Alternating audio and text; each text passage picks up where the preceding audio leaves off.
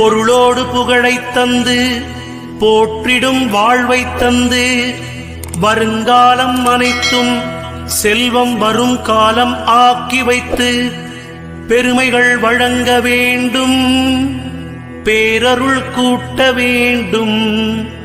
அருள்மிகு குருவே உன்னை அடிபணிந்து வணங்குகின்றேன். வருடம் ஓர் ராசி வீதம் வட்டமாய் சுழன்று வந்தே தருகிற பலனை நாங்கள் தங்கமாய் ஏற்றுக்கொள்வோம்.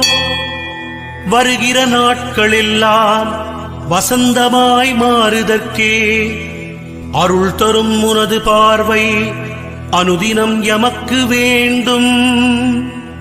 குருவே நீ பார்த்தால் போதும் கோடியாய் நன்மை சேரும்.